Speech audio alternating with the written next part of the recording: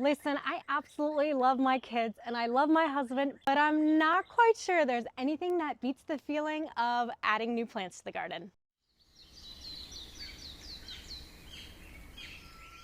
Hello and welcome back to the channel. Today I'm super excited to do my favorite kind of video, which is a plant haul kind of video. If you're new to my channel, hi, my name is Michelle. I live in Atlanta, Georgia, which is now a zone 8A, and I live on a pretty standard regular suburban lot. So the plants that I love adding to my garden are things that are either good for clay soil, heat tolerant, gorgeous, and I prefer low maintenance plants so I don't end up hating myself in the garden during the season. I want to start off with this Pieris. It is almost all out of bloom now, but this is something that I wanted to plant for a while.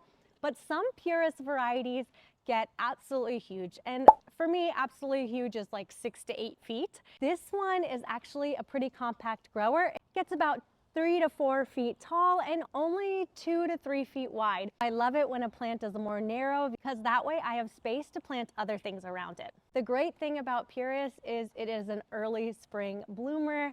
I really love things that bloom this time of year because there's not too many things. The bloom structure and shape to me really remind me of lily of the valley blooms. I just love these little cute bells.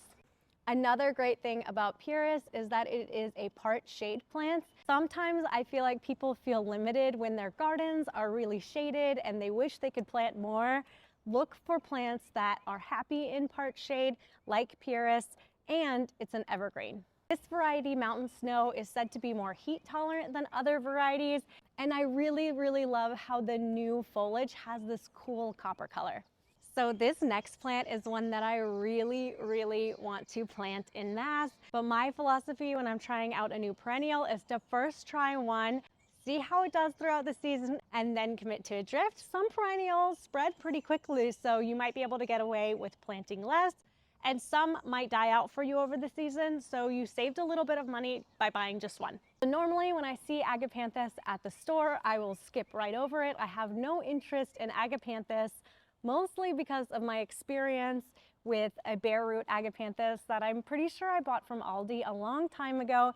It bloomed once, it didn't bloom all that well, the bloom flopped over, and then I was left with a clump of leaves that didn't really do much for me. And in my garden, because I have limited space, I need things that will bloom multiple times a season or have something else interesting about them, and these leaves were just not interesting enough. So I have always skipped right over agapanthus, but last year when I visited the Southern Living Idea House, I think it was about October, it was definitely during the fall, I saw agapanthus up in Tennessee still in bloom, and I was like, what is this? I absolutely need this in my life. It was a agapanthus that was part of this ever blooming collection.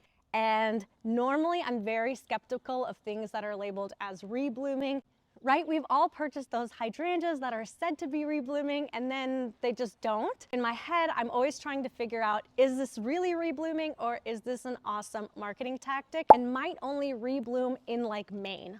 So there are a couple of different colors of the agapanthus that are available. This is Ever Amethyst. It's a beautiful purple color. I have some that bloom a little bit darker and some that bloom a little bit lighter, but allegedly they all rebloom, and I'm really excited to add this to my garden and see how much flower power it gives me throughout the year. Obviously, this is greenhouse grown, so I'm not sure it would start blooming this early, but I will update you on how long it blooms because I'm expecting this bad boy to put out blooms until the fall, hopefully. This particular variety, it says I can plant in part sun. I've always thought of agapanthus as full sun plants, so I will test this theory and let you know how they do. This is a zone 8 through 11. We've just recently moved from a zone 7B to a zone 8A, so I might be pushing it a little, but don't all gardeners push the zone just a little bit? And lastly, this is a semi-dwarf variety. There are agapanthus that bloom much taller. For me, I'm excited because this gives me the look of gladiator allium, but actually a perennial option. I don't know about you, I've planted all of the large allium bulbs year after year.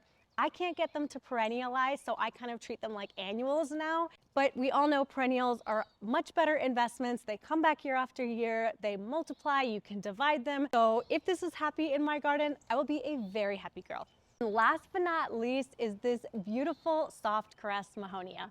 This gives such a phenomenal texture. It also has these little yellow blooms, but I am just all about the texture with this plant. This is another compact plant that grows about 3 feet high, 3.5 feet wide. It would be absolutely beautiful in a drift. I think it's absolutely stunning in a container or just planted alone as a specimen plant. This would be really great to add in potentially to a hosta garden. It would give such gorgeous contrast to anything that is broad-leafed because of this fine, beautiful foliage. This is a part shade to shade garden. So another one to add, especially if you're struggling to figure out what to grow in your shady spots. And this is an evergreen, so you're gonna get this beautiful look all year long. I feel like this kind of gives me a Japanese garden vibe. It could be really cool around some Japanese maples or maybe next to some pagodas. I don't know what it is about it. I love Japanese maples, so maybe that's why I'm drawn to this. But really adding texture like this in the garden goes a long way, even longer than blooms, because blooms are temporary, but this look and these leaves will be up all year round. So enough blabbing. Clearly I need to go grab a shovel and get planting. Anything that I share during a plant haul video is what I've been able to research about the plant. My favorite thing to share with you guys is how plants have performed in my garden. And I like to always share, honestly, things that did well and then things that didn't do so well.